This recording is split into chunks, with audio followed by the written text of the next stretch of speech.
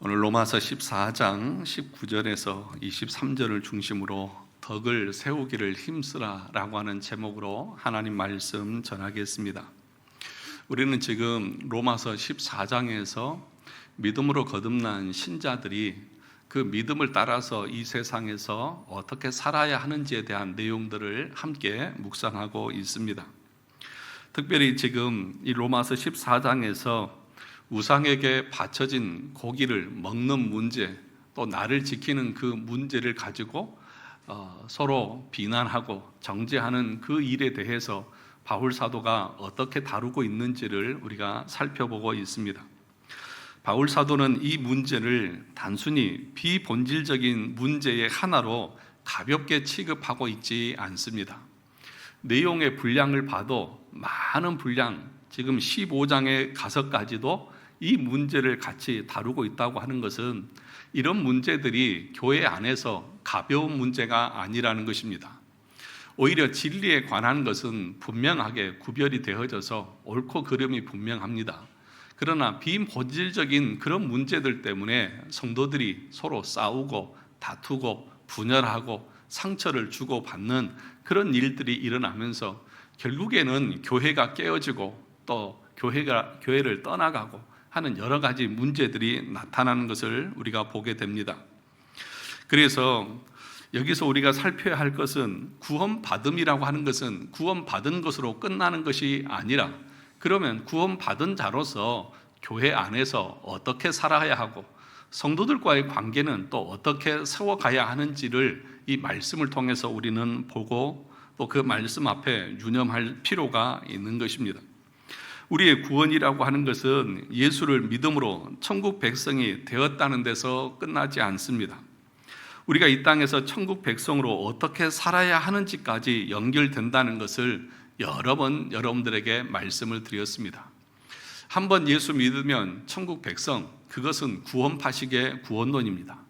우리의 구원은 어떤 것입니까? 소명에서부터 영화에 이르기까지 이 땅에서 믿음으로 의롭다함을 받는 것으로 끝나는 것이 아니라 성화가 있고 견인이 있고 영화까지 나아가는 것입니다.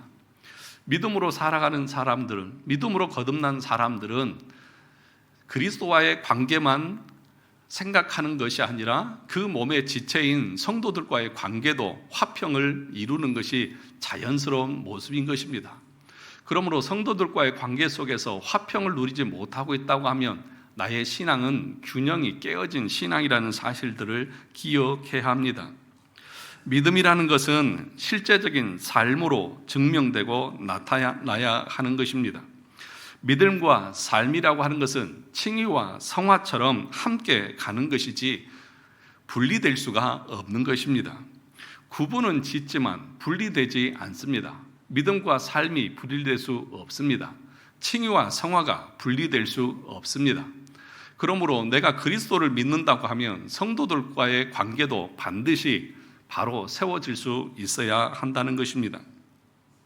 그래서 지난주에는 하나님의 나라를 누리는 삶에 대해서 우리가 함께 살펴보았습니다. 하나님의 나라는 무엇입니까? 하나님의 나라는 먹고 마시는 것이 아니다 그랬습니다. 하나님의 나라에 대한 정의를 바울이 그렇게 설명했습니다. 먹고 마시는 것이 아니다. 다시 말하면 음식이나 날이나 어떤 이런 규칙을 정해놓고 그 규칙대로 사람들을 정죄하고 판단하는 것이 하나님의 나라가 아니라고 하는 것을 분명하게 말했습니다. 하나님의 나라는 무엇입니까? 의와 평강과 희락이다. 그러니까 하나님의 나라라고 하는 것은 내가 어떤 선한 행위를 하고 어떤 규칙을 잘 따라서 순종하고 내가 그래서 어떤 공로가 있어서 그걸 가지고 다른 사람을 판단하고 정죄하는 것이 하나님의 나라가 아닙니다. 하나님의 나라의 특징은 내 의는 아무것도 없습니다. 나는 자랑할 것이 아무것도 없습니다. 왜요? 내 의는 그리스도의 의인 것입니다.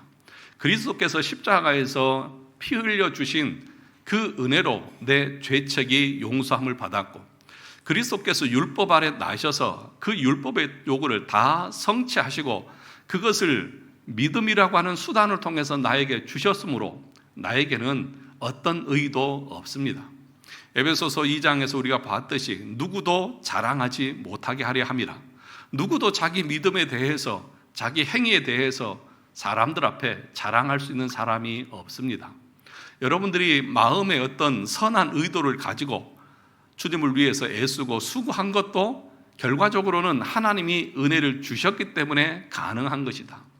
은혜를 주시고 하나님이 요구하셔서 우리가 행한 것이지, 내가 의롭고 내가 어떤 선에서 내 안에서 그런 열심들이 일어난 것이 아니라는 것입니다.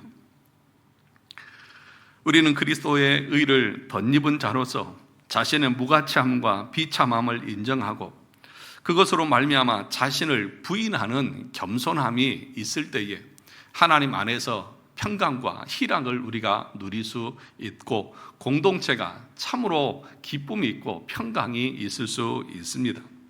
율법주의자들처럼 자신의 지식이나 행위를 남에게 강요하는 것은 그래서 경계해야 합니다. 여러분, 우리가 신약을 보면 서기관과 바리새인들, 이 율법주의자들은 자신들이 알고 있는 율법적인 지식을 가지고 심지어는 예수님의 행동까지 자신들이 재단하고 판단하고 정죄하면서 비판합니다. 안식일에 제자들이 밀밭을 지나다가 밀을 까먹는 것을 가지고 비난을 하고, 안식일에 손 마른 자를 구원하시는 예수님의 그 행위까지 안식일을 어겼다고 하면서 예수님을 정죄하고 비판합니다. 이 얼마나 어리석은 교만입니까? 안식일의 주인이 누구이십니까? 예수 그리스도이시지 않습니까? 그런데 주인 되신 주님이 자신의 일을 공정하고 의롭고 바르게 행하는데도 불구하고 교만한 율법주의자들은 그 예수님까지 정죄하는 교만을 보이고 있다는 것입니다.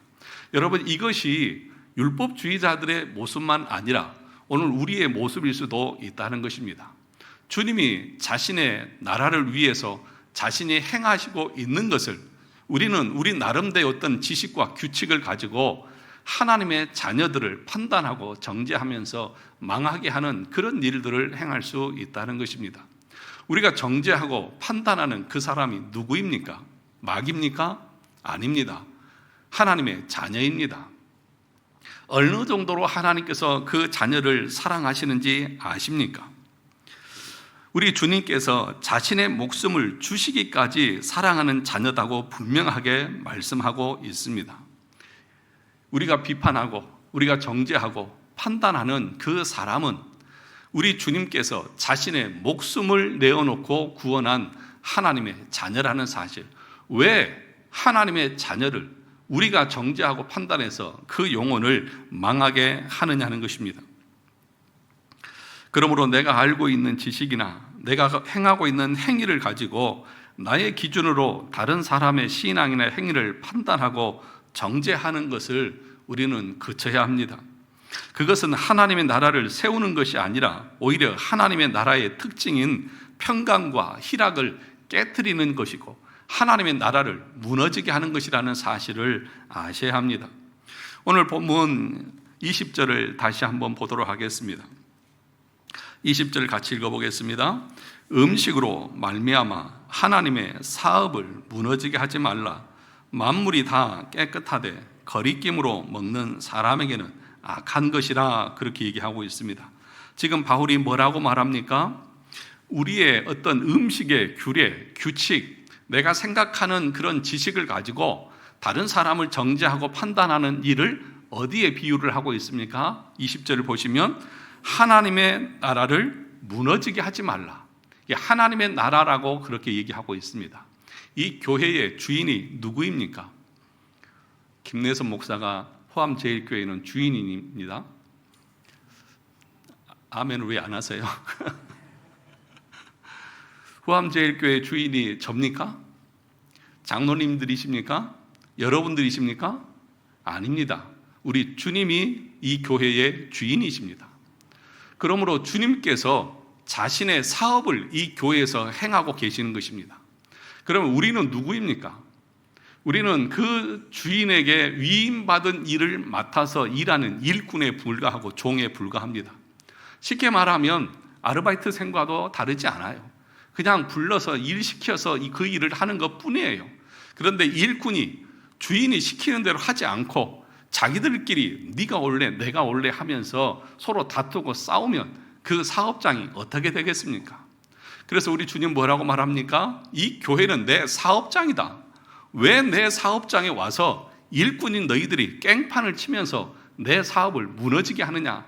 그런 식으로 지금 비유를 하고 있다는 것입니다. 여러분, 교회는 그리스도의 몸이고 교회의 머리는 예수 그리스도이십니다. 우리는 그 주님의 몸을 영화롭게 하고 그 주님의 그 말씀에 순종해야 될 그 사명이 있는 자들인 것이지, 내가 교회의 주인인 것처럼 내 마음대로 이리저리 시적고 다니면서 교회를 혼란스럽게 하고 성도들을 상처를 주고 힘들게 하는 것은, 그것은 하나님의 나라의 사업을 무너지게 하는 것이라는 사실을 우리가 기억해야 하는 것입니다. 우리 교회는 그런 사람이 없지만 어떤 교회를 가면 이 교회에서 자기가 대장 노릇하려고 하는 사람에서 자기가 대장이에요. 자기 말 안 들으면 쫓아버리고 자기 뜻대로 다 대해야만 되는 것처럼 그렇게 생각하는 사람이 있습니다. 이런 자들을 가리켜서 웨스트민스터 신앙 고백서에서는 뭐라고 비유를 했냐면 적 그리스도다, 그렇게 말했습니다. 뭐라고요? 적 그리스도다. 왜 그렇습니까?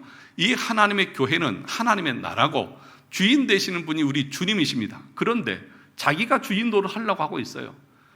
예수님이 주인이신데 그 예수님을 제껴버리고 자기가 주인 노릇을 하려고 하니까 그것이 곧 적 그리스도가 아니고 누구냐 하는 것이죠.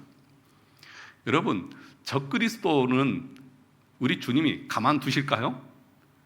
교회에서 자기 마음대로 자기 뜻대로 하려고 하는 사람, 그 사람 때문에 그 교회가 무너지고 하나님의 사업이 무너지고 있다는 사실들을 아셔야 합니다. 그것을 가리켜서 뭐라고 또 표현했냐 하면 15절을 보시면 마지막에 이렇게 얘기합니다. 15절을 같이 읽어볼까요? 만일 음식으로 말미암아 내 형제가 근심하게 되면 이는 내가 사랑으로 행하지 아니함이라. 그리스도께서 대신하여 죽으신 형제를 내 음식으로 뭐하게 하는지라?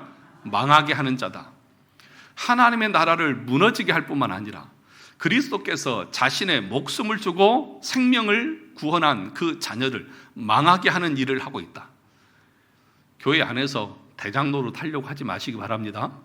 교회 안에서 내 뜻대로, 내 마음대로, 내 주장대로 하려고 해서는 안 됩니다. 그것은 곧 하나님의 사업을 무너지게 하는 일입니다. 그래서 저도 마찬가지예요. 저도 제 마음대로 하려고 하면 제가 적 그리스도가 됩니다. 내가 이 교회 담임 목사니까 내 마음대로 한다. 당신이 뭔데? 아닙니다. 목사도 하나님의 말씀대로 순종하고 내 자리에서 나도 내가 해야 될 그 직분을 감당하는 것 뿐이지 내 마음대로 하는 거 아니죠. 장로님들은 장로님들의 위치에서, 권사님들은 권사님들의 위치에서, 집사님들은 집사님들의 위치에서 자기가 할 일을 하는 것 뿐인 것이지 누가 주인이고 누가 대장인 것이 아니라는 사실을 우리는 알아야 하는 것입니다. 바울은 지금 우리가 자신의 믿음과 자유를 사용하는 방식 때문에 하나님의 사업, 즉 교회가 무너지게 해서는 안 된다고 지금 강력하게 말씀합니다. 믿음이 강하다고 해서 자신의 자유를 무분별하게 행사하는 것은 믿음이 약한 형제를 넘어지게 해서 하나님의 사업을 망하게 하는 행위가 된다는 것입니다. 모든 것이 본질적으로 깨끗하다고 허용된다 할지라도 그것을 우리가 어떻게 사용하는지에 따라서 어떤 사람에게는 해가 될 수도 있다는 사실입니다. 그러므로 여러분의 지식이 옳을 수 있습니다. 여러분의 행하는 것이 정당할 수 있습니다. 그런데 그 행위가 다른 사람에게 걸리는 돌이 되고 다른 사람을 상처받게 하는 일이라고 하면 그것은 깨끗하고 올바른 것이 아닌 것입니다. 그것은 곧 죄와 다르지 않다고 지금 말씀하고 있는 것입니다. 사랑하는 성도 여러분, 그러므로 내가 어떤 일을 할 때에 제일 먼저 생각해야 될 것은 무엇이냐 하면 이것이 정말 하나님이 기뻐하시는 일이냐, 이것이 정말 사람들에게 칭찬받을 수 있는 일이냐, 내가 하고 있는 이 말과 이 행위가 우리의 공동체의 평강과 희락을 더 북돋우는 일이냐 아니면 깨는 일이냐를 늘 생각하고 유념할 수 있어야 하는 것입니다. 여러분, 바른 말 잘하고 옳은 말 잘하는 것이 아름다운 것이 아니라 하나님께서 그 사람도 나처럼 변화시킬 것을 믿고 품어주고 받아주고 용납해주고 그 사람의 평강과 희락을 깨지 않는 것이 신자의 아름다운 삶인 것입니다. 여러분 21절을 보시죠. 21절을 보면 이렇게 말합니다. 고기도 먹지 아니하고 포도주도 마시지 아니하고 무엇이든지 내 형제로 뭐하게 하는 일을 거리끼게 하는 일을 하지 않음이 뭐하다고요? 아름답다, 그렇게 얘기하고 있습니다. 만약에 내 말과 행동이 다른 신자에게 거리끼는 것이 된다고 하면 어떻게 할까요? 참으십시오. 입을 다무십시오. 그것이 아름답습니다. 그것이 하나님을 기쁘시게 하는 것이고 그것이 형제를 살리는 것이고 그것이 공동체의 평강과 희락을 깨지 않는 것입니다. 그러니까 여러분, 말을 많이 하기보다 어떻게 하는 것이 더 나을까요? 적게 하는 것이 낫겠죠. 침묵이 뭐라고요? 금이다. 침묵이 금이다. 예. 여러분 옳은 주장 다 압니다. 여러분들의 생각 다 알아요. 지난주도 말씀을 드렸듯이 바울이 몰라서 그런 거 아니에요. 음식은 다 깨끗하다. 누구나 먹어도 잘못된 거 없다. 다 알아요. 그런데 그것에 대해서 알지 못해서 상처받고 또는 실족하고 넘어지는 사람이 주변에 있다고 하면 나는 평생 고기 먹지 않겠다 라고 말할 정도로 연약한 자를 먼저 배려하는 그 모습, 그것이 진정 뭐 하는 것입니까? 아름다운 것이죠. 내가 왜 못해? 내 말이 틀렸어? 내가 행한 것이 잘못이야? 성경에 있잖아. 맞잖아. 그러면서 연약한 자들을 돌아보지 않고 그 사람들이 어떻게 되든지 말든지 자기의 생각만을 고집하고 주장하는 것처럼 어리석고 미련한 것이 없고, 그것은 곧 뭐라고 말합니까? 하나님의 사업을 무너지게 하는 것이고 그리스도께서 자신의 목숨을 주고 산 신자들을 망하게 하는 일이다라고 분명하게 경고합니다. 정말 믿음으로 거듭난 신자들은 자기 생각만 하는 것이 아니라 주변의 연약한 자들을 돌아볼 줄 아는 그 겸손함이, 자기의 의를 주장하는 것이 아니라 그리스도의 의 앞에서 자신의 존재의 연약함과 비참함을 인정하는 그 겸손함이 그들의 마음 가운데 분명하게 있는 것입니다. 그러므로 가장 좋지 않은 신앙생활이 뭐냐 하면 갈등을 조장하는 것입니다. 만약 나로 인해서 갈등이 일어나고 서로의 감정이 상하고 기쁨과 평강이 깨어지는 일이 일어난다고 하면 나의 신앙생활이 올바른지 우리 스스로를 좀 점검하고 돌아볼 수 있어야 합니다. 잠언 20장 3절에 보면 다툼을 멀리하는 것이 사람에게 영광이거늘 미련한 자마다 다툼을 일으키느니라. 사람의 영광이 무엇입니까? 다툼을 멀리하는 거예요. 논쟁을 하고 고집을 피우고 주장을 해서 누군가를 굴복시켜서 내가 승리했다고 해서 그 사람에게 영광이 가는 것이 아니라 모든 사람들과 화평하고 즐거워하고 기뻐하게 만드는 그 사람이 진짜 칭찬받는 사람이고 하나님이 인정하는 하나님의 사람이라는 사실을 분명하게 기억해야 합니다. 두 번째로는 22절에 보니까 이렇게 말합니다. 22절을 같이 볼까요? 내게 있는 믿음을 하나님 앞에서 스스로 가지고 있으라. 자기가 옳다 하는 바로 자기를 정죄하지 아니하는 자는 복이 있도다. 내 믿음을 하나님 앞에서 가지고 있으라, 그렇게 얘기하고 있습니다. 이 무슨 말이냐 하면, 여러분 믿음이 무엇입니까? 하나님 앞에서 우리의 믿음이 무엇입니까? 내가 이 자리까지 오기까지 여러분 스스로 노력하고 애써서 오셨습니까? 아니면 하나님이 은혜 주셔서 이 자리까지 오셨습니까? 정말 그러십니까? 내가 한 것 없습니다. 내가 여기까지 온 거 다 하나님의 은혜 아닙니까? 그러면 그 믿음을 가지고 있다고 하면 내가 지금 정죄하고 비판하고 판단하고 저 모질이 저것도 몰라 라고 하는 그 사람도 하나님이 어떻게 하실까요? 하나님이 자기의 자녀이기 때문에 결국에는 말씀과 성경 공부와 여러 방식을 통해서 나와 같은 자리로, 나와 같은 믿음으로 하나님이 이끌어 가실 것을 뭐 하라고요? 믿으라고요. 그러니까 내가 이래라 저래라 비판하고 판단하고 정죄하지 않아도 결국에는 누가 하시는 거예요? 하나님이 하신다는 사실을 믿음을 가지고 있으라는 것입니다.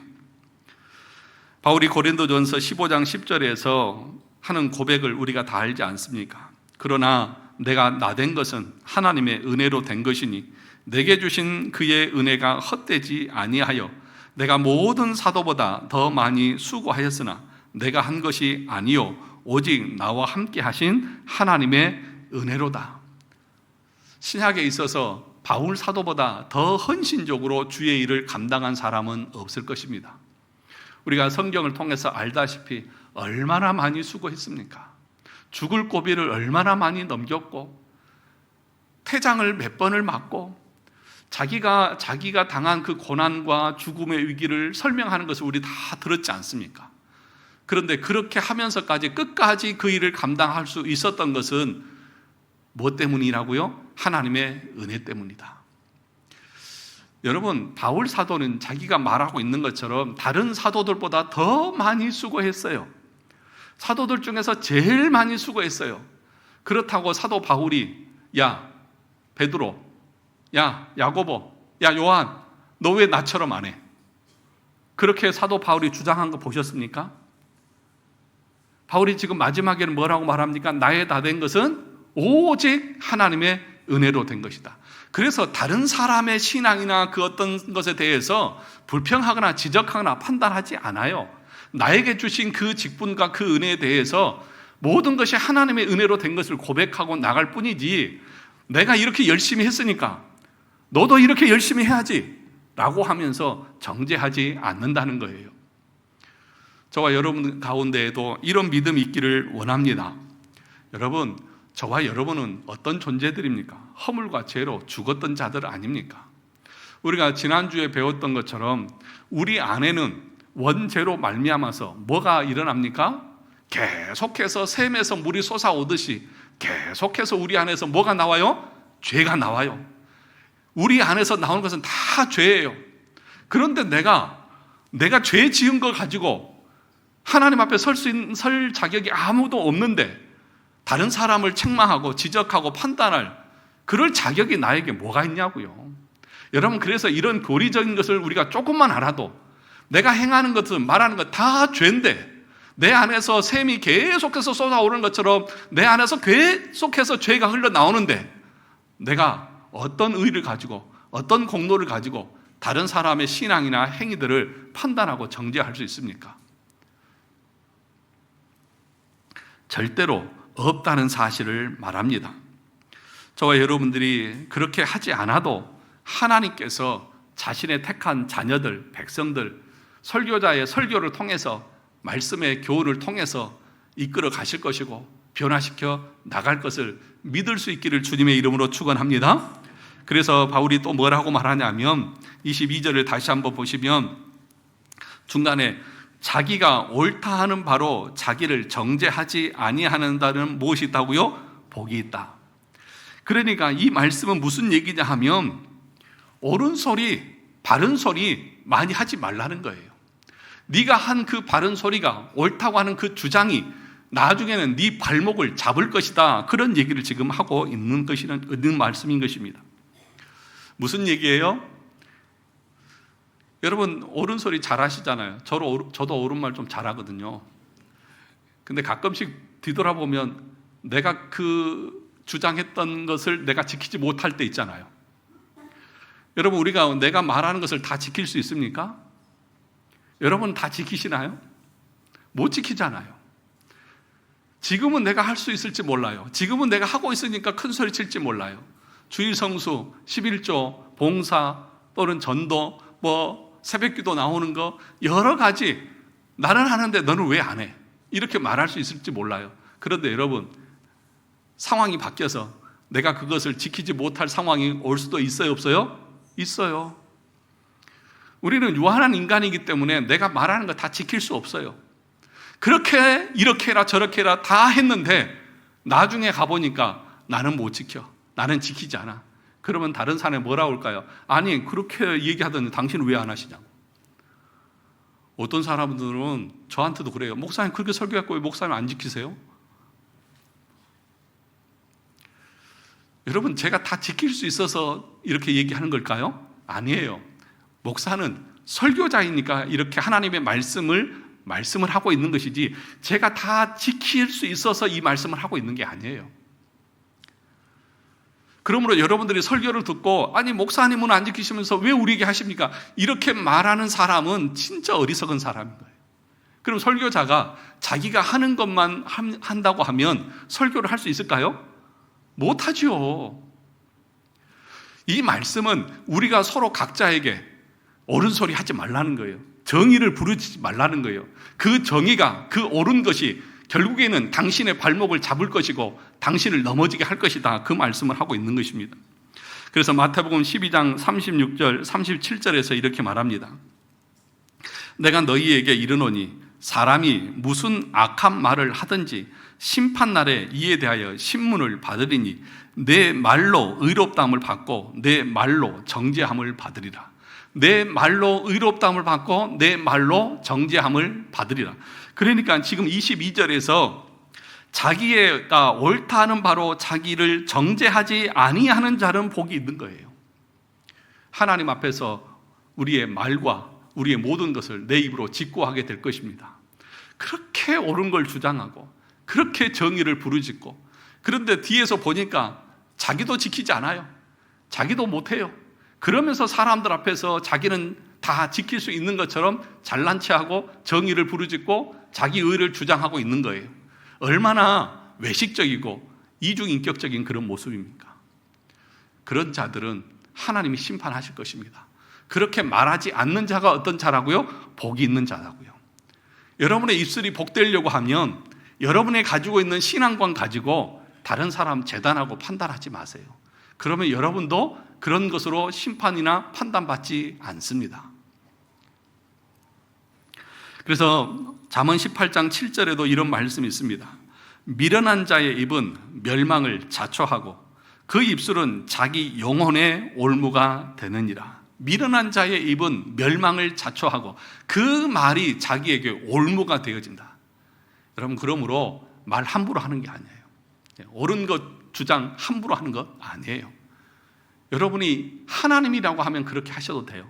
그런데 유한한 인간들은 하나님의 말씀을 우리가 다 지켜 살 수 없어요. 나도 실수할 수 있고 넘어질 수 있어요. 그러므로 옆에 있는 신자들을 바라보면서 너는 왜 이렇게 못하냐 저렇게 못하냐 라고 하면서 여러분의 기준을 가지고 판단하고 정죄하면 됩니까? 안 됩니까? 안 된다는 사실들을 여러분 꼭 기억할 수 있기를 바랍니다. 마지막 세 번째로 보면 19절로 가서 보겠습니다. 오늘 진짜 우리가 살펴볼 말씀은 이 말씀입니다. 19절 같이 한번 읽어볼까요? 시작.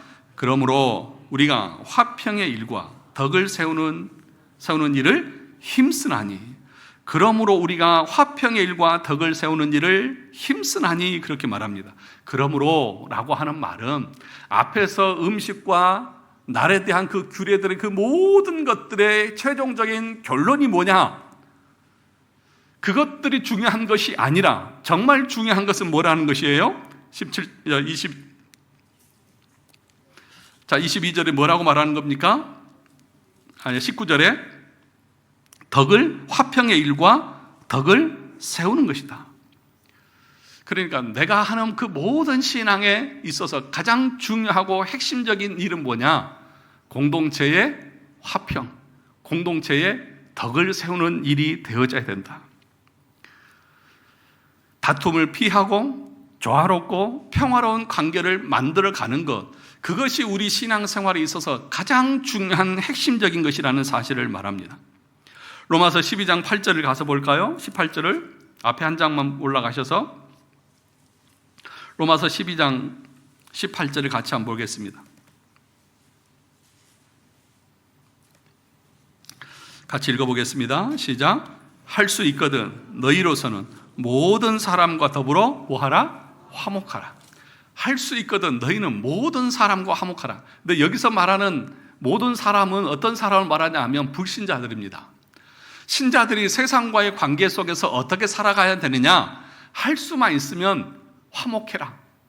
비록 세상이 교회를 욕하고 신자들을 비판하고 비난하지만 그럼에도 불구하고 할 수만 있으면 세상의 사람들과의 관계 속에서도 화평을 이루라고 말합니다. 그러면 여러분, 믿지 않는 불신자들과도 화평을 누리기를 힘써야 한다고 하면 우리 공동체 안에서, 믿는 자들 안에서는 더더욱 서로가 화평을 힘써야 마땅하지 않겠습니까? 우리가 서로를 믿지 않는 자라고 삿대질할 이유가 어디 있어요? 다 믿는 사람들이 모였잖아요. 그 믿는 자들끼리 모여서 더욱더 뭘 힘써야 돼요? 화평할 수 있도록 힘써야 하잖아요. 교회가 화목하고 분열하지 않고 다투지 않고 서로가 덕을 세우면서 기뻐하면서 즐거워하면서 어떻게 하면 서로를 즐겁게 섬길 수 있을까? 이것을 서로 생각하고 연구해야 될 거 아니에요. 그런데 여러분, 내 생각으로 옳은 것을 주장하고 이렇게 해야 된다, 저렇게 해야 된다 말을 많이 하면 하나님의 사업을 무너지게 하는 것이고 신자들을 망하게 하는 것이고 공동체의 화평을 깨는 것이고 기쁨을 앗아가는 일이 되어진다는 것을 지금 바울이 여기서 심각하게 말하고 있다는 것입니다. 사랑하는 성도 여러분, 로마서 12장 3절에서는 이렇게 말했습니다. 12장 3절을 가서 볼까요? 그 화평과 덕을 세우기 위해서 그러면 우리가 어떻게 해야 하느냐 하는 거예요.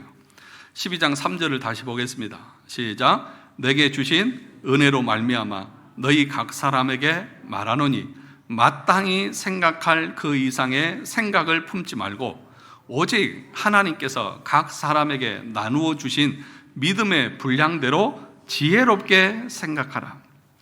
마땅히 생각할 그 이상을 생각하지 말고 믿음의 분량대로 하라. 이 무슨 말이냐면 질서대로 하라는 것입니다. 월권하지 말고 자기에게 주신 그 직분과 그 자리에서 자기의 할 일을 잘 감당하라는 거예요. 질서대로 하라는 거예요. 그런데 왜 혼란이 일어나고 왜 다툼이 일어납니까? 질서를 지키지 않으니까요. 만약에 여러분들이 차를 타고 가는데 질서를 지키지 않으면 어떻게 될까요? 교통 질서를 지키지 않아요. 신호등도 무시하고 지나가요. 그럼 어떻게 돼요? 사고가 나고 혼란스럽고 힘들죠. 그러니까 지금 그리스도 안에서 12장부터는 거듭난 신자의 모습을 교회 생활에서 얘기하고 있는 거잖아요. 우리 각자가 교회 안에서 나에게 주신 직분이 있어요. 저는 목사로서, 장로님들은 장로님들로서 여러 직분들이 있어요. 각 직분에 맞는 은사, 달란트, 사역을 다 주었어요.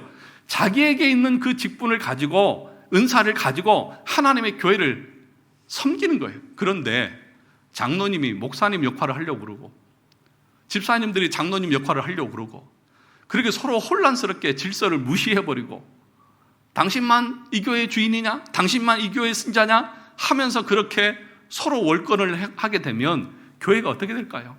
혼란스럽고 분열이 일어나고 화평은 깨어지게 될 것 아니냐는 것입니다.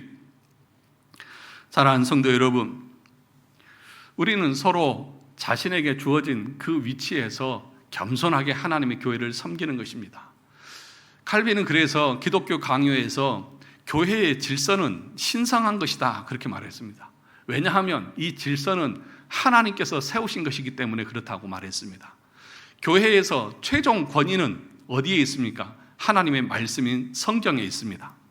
그 성경을 가지고 우리 교단의 헌법이 있고 그 헌법 안에는 목사와 또 장로와 여러 직분에 대한 그 권한과 그 임무가 주어져 있고 어떻게 해야 되는지를 다 기록해 놨습니다.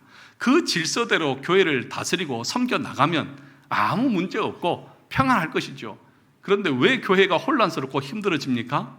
그 질서를 무시하는 거예요. 월권하고 있는 거예요. 목사의 권위에 도전하는 거예요. 여러분, 이런 말씀 들어서 죄송하지만 교회에서 목사의 권위는 하나님이 부여하신 것입니다. 믿으십니까? 하나님이 이 교회의 담임으로 세우셨어요. 여러분들이 저를 엄청 존중해야 돼요. 저는 진짜 이 프랑스 신앙 고백서 27조에 보면 우리가 몇 번 얘기했잖아요. 정식적으로 청빙받은 목사는 그의 명예를 존중하고 그를 존경하며 그의 말을 들을지어다. 하나님께서 다른 방법을 가지고도 교회를 다스릴 수 있지만 목사를 세워서 교회를 다스리기를 기뻐하셨다고 말합니다. 그래서 목사 없이는 교회가 존재할 수 없다. 그러므로 교회에서 목사는 너무너무 중요하고 권위가 있습니다. 말씀을 대언하는 권위가 있는 것입니다. 그래서 저를 가볍게 대하지 마세요. 저를 정말 귀하게 여기셔야 한다니까요. 왠 줄 아십니까? 목사가 어떤 진리를, 어떤 말씀을 선포하느냐에 따라서 여러분이 영원히 구원을 받기도 하고 멸망을 받기도 하기 때문에 그렇습니다. 그러므로 정말 목사가 중요한 거예요. 여러분의 영혼이 달린 문제인 거예요. 그러므로 목사를 함부로 대하시면 안 됩니다. 하나님을 함부로 대하는 거예요. 그렇다고 저를 하나님 대하는 것처럼 하라 이런 얘기 절대 아니니까 제가 교만하게 그런 얘기 하는 거 아니에요. 이 질서를 얘기하고 있는 거예요. 질서를. 하나님이 세우신 질서를 말하고 있는 거예요. 우리 장로님들도 여러분들이 투표를 통해서 교인의 대표로 세우셨잖아요. 그러면 장로님들을 존중할 줄 알아야 돼요. 위에 있는 권세들을 존중하라고 했잖아요. 그러니까 장로님들을 존중할 줄 알아야 돼요. 장로님들을 무시하면 안 된다는 거예요.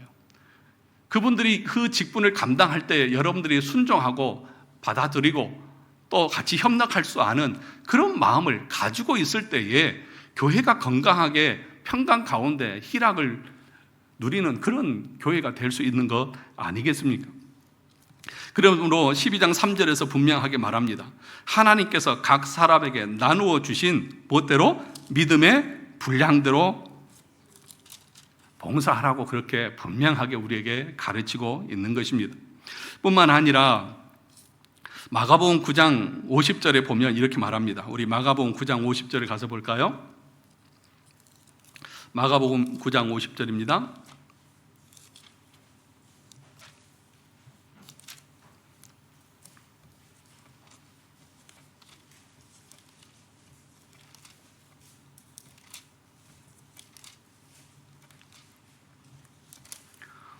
다 찾으셨습니까? 자, 9장 50절 같이 읽어보겠습니다. 시작. 소금은 좋은 것이로되 만일 소금이 그 맛을 잃으면 무엇으로 이를 짜게 하리요? 너희 속에 소금을 두고 서로 뭐하라? 화목하라. 너희 속에 소금을 두고 서로 뭐하라고요? 화목하라. 왜 이 말씀을 주셨냐면 그 앞에 보면 제자들이 예수님과 함께 가면서 다툽니다. 누가 크냐? 누가 더 높은 자리에 앉아야 되느냐? 서로 누가 크냐가 다투고 있을 때에 그 문맥 안에서 우리 주님께서 제자들을 향해서 말씀하고 있는 것입니다. 소금이 그 맛을 잃으면 무엇으로 짜게 하리요? 너희 속에 소금을 두고 서로 화목하라. 소금이 뭐예요? 배추 절일 때 쓰는 게 소금이에요? 소금이 뭐예요? 예수님께서 마태복음 5장에 보면 너희는 세상에 뭐다? 소금이고 빛이다. 너희는 세상에 소금이다. 여러분, 예수 그리스도를 믿는 사람들은 소금입니다. 다시 말하면 세상과는 다른 특징을 가진 존재들이라는 거예요. 그 특징이 뭐냐? 세상은 교만합니다. 그래서 세상 사람들은 자꾸 높은 자리를 차지하려고 합니다. 서로 다투고 싸워서 높은 자리를 올라가서 사람들을 다스리고 부리려고 합니다. 그런데 너희는 세상의 소금이라고 하는 것은 그런 세상과는 다른 특징을 가지고 있는 존재들이다. 그러면 어떤 특징이냐? 예수 그리스도의 의를 덧입어서 우리에게는 뭐가 있습니까? 겸손함이 있습니다. 존재에 대한 비참함이 있습니다. 그래서 자기 주장을 하려고 하지 않습니다. 높은 자리를 탐하지 않습니다. 그 소금을 두고 너희끼리 서로 화목해라 라고 지금 우리 주님이 말씀하고 있는 거예요. 서로 잘났다, 네가 높다, 내가 높다, 네가 잘났다, 내가 잘났냐, 내가 맞냐, 네가 맞냐, 이렇게 주장하면서 서로의 옳고 그름을 주장하는 것은 그것은 세상 사람들이 하는 거예요. 교회 안에는 소금이라고 하는 사람들은 겸손함이 있습니다. 자기 존재의 비참함을 압니다. 그리고 성도들에 대한 사랑의 마음들이 우리 가운데 있습니다. 그걸 가지고 서로 화목하라 그렇게 얘기를 하고 있다는 것입니다. 마지막으로 보면 오늘 다시 한번 로마서 14장으로 오셔서 19절 말씀을 보고 이제 마치려고 합니다. 19절 말씀에 보면 화평의 일과 그 다음에 뭘 하라고 했습니까? 덕을 세우는 일을 힘쓰라. 덕을 세운다, 덕을 세운다. 덕을 세우는 것이 정말 중요한 일인데 이 덕을 세운다고 하는 것이 뭘 말하는 것일까요? 공동체의 화평을 이루어가는 것인데, 이 덕을 세운다고 할 때 세우는 것은 집을, 건물을 지어가는 것과 같은 것을 말하는 것입니다. 이것을 어디에 비유할 수 있냐 하면 솔로몬이 성전을 건축하는 예를 통해서 설명할 수 있습니다. 열왕기상 6장 7절에 보면 솔로몬이 성전을 건축하는 것에 대해서 이렇게 기록합니다. 잘 한번 들어보세요.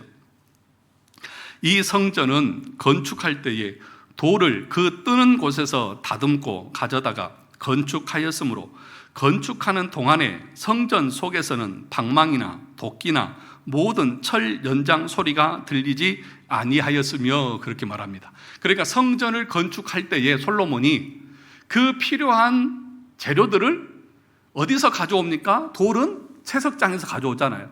그런데 그 돌을 성전 짓는 곳에 가져와서 거기서 정을 치고 톱을 켜고 막 하는 것이 아니라 어디서 다 해왔다는 거예요? 그 바깥에서 다 그 치수대로 다듬어서 가져왔어요. 그러면 그 성전에서는 어떻게 하는 거예요? 그냥 그 치수대로 맞춰서 놓기만 하는 거예요. 그러니까 성전 안에 뭐가 없어요? 다듬는 소리가 나지 않아요. 방망이나 도끼나 철 연장 소리가 들리지 않았다, 그렇게 말합니다. 뭘 얘기하고 있는 것일까요? 여러분, 하나님의 교회 안에 소리 나게 하지 말라는 거예요. 내가 올래, 네가 올래, 큰 소리 치지 말라는 거예요. 그렇게 옳은 걸 주장하고 큰 소리 친다고 해서 교회가 바로 세워지는 것이 아니라는 거예요. 오히려 그렇게 큰 소리 치고 옳고 그름을 주장하면 교회가 깨어지고 공동체가 무너진다는 거예요. 그럼 어떻게 하라는 거예요? 험한 하지 말라는 거예요. 성전을 지을 때에 방망이 소리 들려요? 안 들려요? 들렸다고 해서 안 들렸다고 했어요? 안 들렸다고요. 철 연장 소리 들려요? 안 들려요? 안 들려요. 그렇게 안 들리게 하니까 솔로몬 성전이 아름답게 세워지잖아요. 여러분이 옳고 그런 거 주장 안 해도 하나님이 교회를 하나님이 다스리시고 이끌어 가십니다. 오히려 여러분들이 주장이 그 공동체의 화평을 깨고 덕을 세우는 것이 아니라 교회를 무너지게 하는 일을 하고 있다는 거예요. 무엇이 덕을 세우는 것입니까?